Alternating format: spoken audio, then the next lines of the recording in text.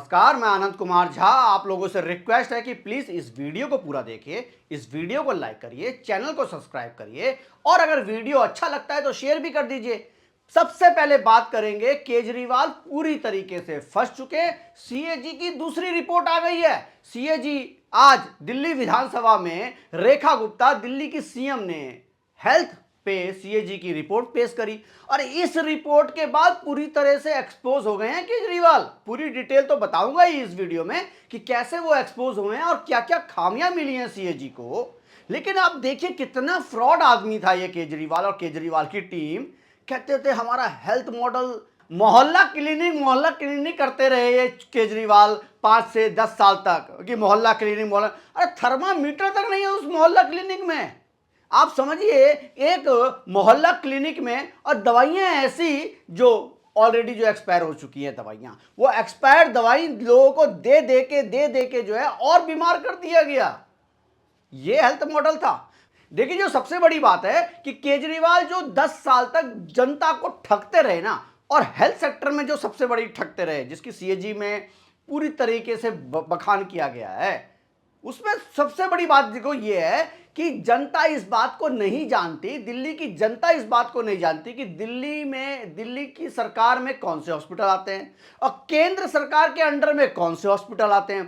केंद्र सरकार के अच्छे हॉस्पिटल में काम करने वाले जो लोग थे और जो हॉस्पिटल थे, उसको दिल्ली की जनता ये समझ के बैठ जाती थी कि ये हॉस्पिटल तो भाई दिल्ली सरकार चला रही है। लेकिन जो दिल्ली सरकार के अंडर में जो हॉस्पिटल थे, बेड़ा गर्क था उस हॉस्पिटल का। मतलब इतने लूज पॉल थे, इतनी खामियां थी उसमें, दवाइयां नहीं थी। एवं यहां तक ऑपरेशन में, एक बड़ा ऑपरेशन थिएटर होता है वो तो छोड़ ही दो, छोटे छोटे ऑपरेशन थिएटर भी नहीं थे।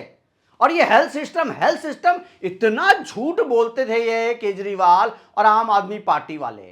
कितना आपने देखे 10 साल तक इस बात से चिल्ला के कान पका दिए, भाई बहुत अच्छा हेल्थ सिस्टम है, बहुत अच्छा हेल्थ सिस्टम है। और इसकी मैं बहुत हद तक जिम्मेदारी जो है ना मेन स्ट्रीम मीडिया को भी दूंगा। ये मेन स्ट्रीम मीडिया ने कभी खुलासा नहीं किया कि भाई ये जो हेल्थ सेक्टर जिस पे अरविंद केजरीवाल क्लेम करते हैं कि सबसे बेस्ट है, वो है भी या नहीं है।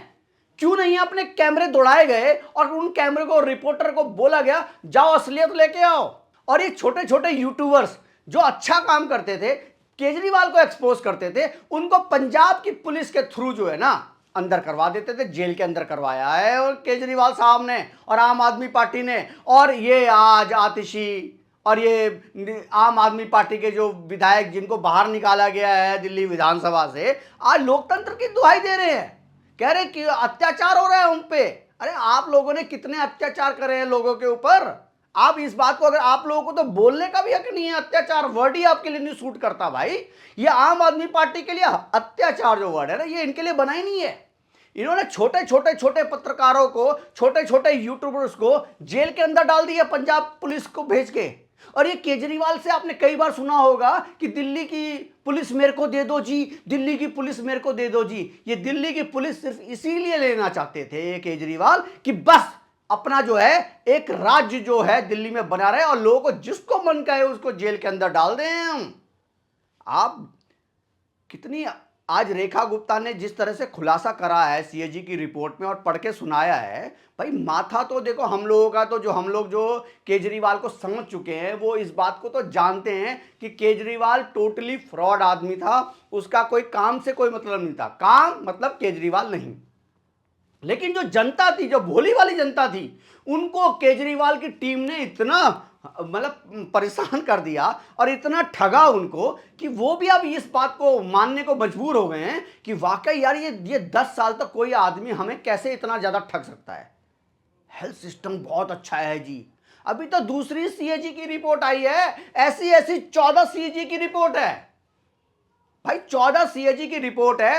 और दिल्ली विधानसभा के स्पीकर विजेंद्र गुप्ता ने तो साफ साफ बोला है कि भाई जो सीएजी की रिपोर्ट है वो तो हम पेश करेंगे ही करेंगे, इसके अलावा भी जो घपले हुए हैं वो भी हम दिल्ली विधानसभा में पेश करेंगे और उस पर चर्चा करवाएंगे। जैसे सीसीटीवी का आपने सुना होगा, सीसीटीवी का भी घोटाला हो गया। सीसीटीवी का इतना तगड़ा घोटाला, मतलब रेट कुछ और सीसीटीवी कुछ बताया गया कि 100 सीसीटीवी लगे हैं और लगे सिर्फ 10 हैं। भारत के one of the biggest journalist में माने जाते हैं आशुतोष, वो एक चैनल पे बैठ के कह रहे हैं कि ये चूचू का मुरब्बा है सीएजी की रिपोर्ट। अरे भैया, सीएजी की रिपोर्ट तो चूचू का मुरब्बा नहीं है, लेकिन हाँ आपका मुंह जरूर चूचू का मुरब्बा है। इस आदमी ने आज तक एक भी बात ऐसी नहीं बोली, एक भी। इसकी जो ये प्रेडिक्शन करते हैं ये आशुतोष, वो गलत ही निकलता है। और यही आशुतोष आम आदमी पार्टी की गोद में जाके खेल गए थे, यानी केजरीवाल की गोद में खेल रहे थे भाई।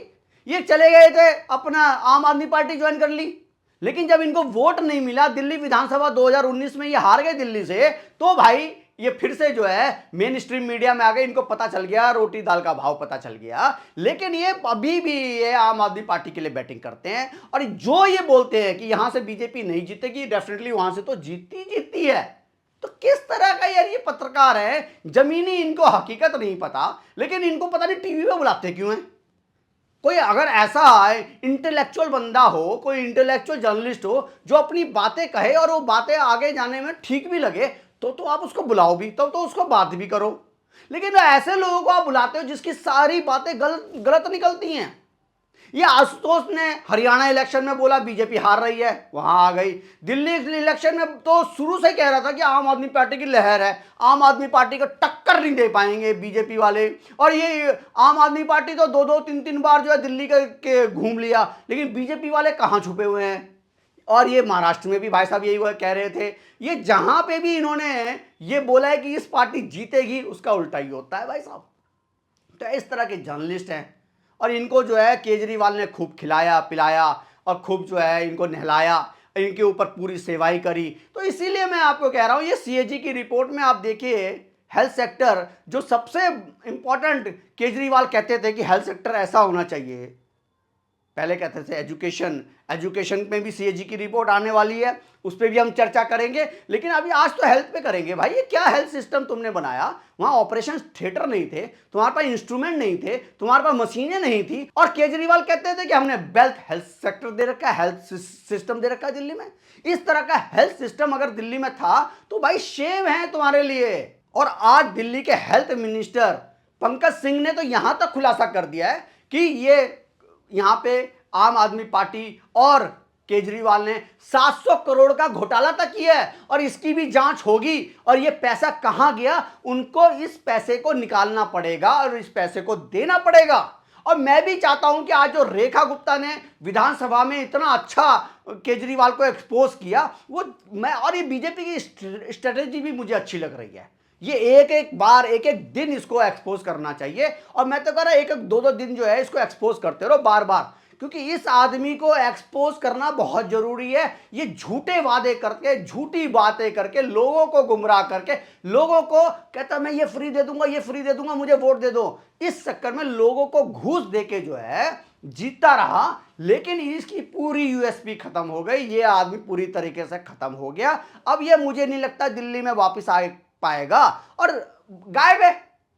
अरे बड़ा लीडर वो होता है, अगर हार भी जाता तो भी आता सामने, कहता कोई बात नहीं हम फिर से काम करेंगे। लेकिन ये छुप के बैठा हुआ है और एसीबी को देखता रहता है गेट से, कोई पुलिस तो नहीं आ गई मुझे पकड़ने के लिए, मैंने इतने घपले किए हुए थे, बीजेपी मुझे पकड़ के अंदर कर देगी।